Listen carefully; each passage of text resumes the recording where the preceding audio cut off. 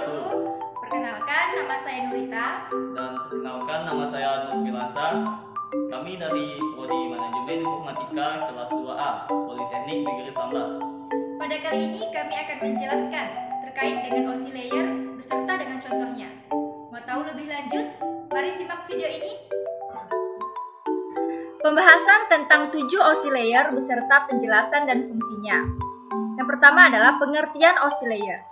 OSI layer adalah sebuah konsep yang memungkinkan pertukaran informasi terjadi antara berbagai jenis sistem komunikasi komputer dengan menggunakan protokol standar, yaitu TCP atau IP. Selanjutnya adalah fungsi OSI layer. OSI layer bekerja melewati 7 lapisan prosedur yang berurutan.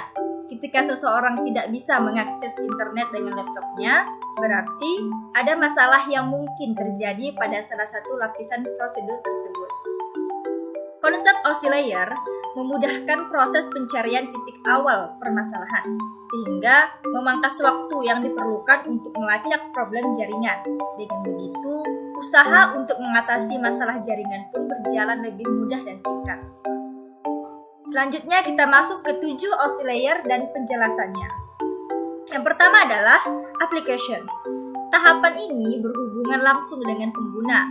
Application layer merupakan prosedur penyambungan komunikasi dari perangkat. Artinya, application layer adalah penghubung antara perangkat dan sistem komunikasi. Contohnya, saat mengirim surel, program email seperti Gmail akan memulai komunikasi dengan jaringan sebelum pesan bisa dikirim. Disinilah application layer berlangsung melibatkan protokol HTTP, SMTP, FTP, dan Telnet. Yang kedua adalah presentation.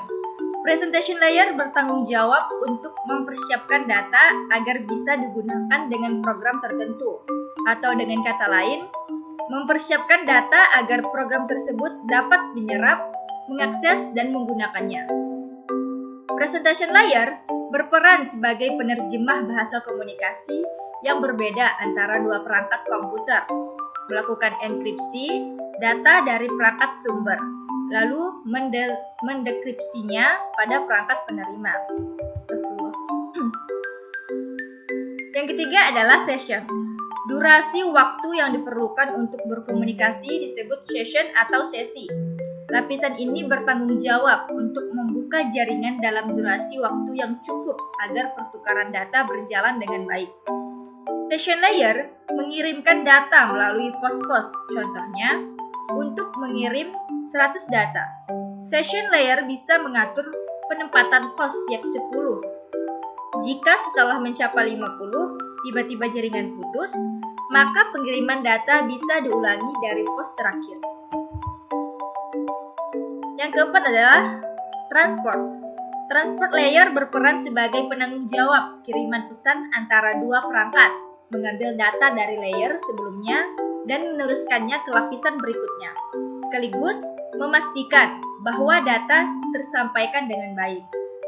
Lapisan ini juga bertanggung jawab mengendalikan alur komunikasi antara dua perangkat yang kecepatan internetnya berbeda, agar dapat saling mengoptimalkan, juga memastikan data tersampaikan secara lengkap dan meminta kiriman ulang jika gagal. Selanjutnya, network. Network berarti jaringan. Dalam hal ini, network layer bertugas untuk memberikan jalur sebagai fasilitas bagi proses pertukaran informasi antara dua jaringan berbeda. Network layer tidak diperlukan pada komunikasi perangkat di jaringan yang sama. Network layer mencari jalur komunikasi terbaik antar jaringan atau routing. Lapisan ini menyalurkan data kiriman dari perangkat sumber dengan cara membaginya dalam paket-paket kecil, lalu menyusunnya kembali ketika telah sampai pada perangkat penerima. Yang keenam, data link. Jika network layer adalah penyalur informasi antar jaringan, data link merupakan pemberi jalur komunikasi di dalam jaringan yang sama. Tugas-tugasnya hampir sama dengan network layer dan transport layer, hanya saja internal dalam satu jaringan. Yang ketujuh, physical. Lapisan paling dasar dari ketujuh OSI layer bertanggung jawab mentransmisikan data dalam bentuk bitstream Physical layer mencakup segala peranti pertukaran informasi yang dimiliki oleh dua perangkat yang melakukannya, termasuk kabel dan tombol-tombol. Bitstream bisa dikatakan sebagai data digital. Bentuknya tak kasat mata dan berurutan melalui alur tertentu dan bisa ditransmisikan melalui media fisik.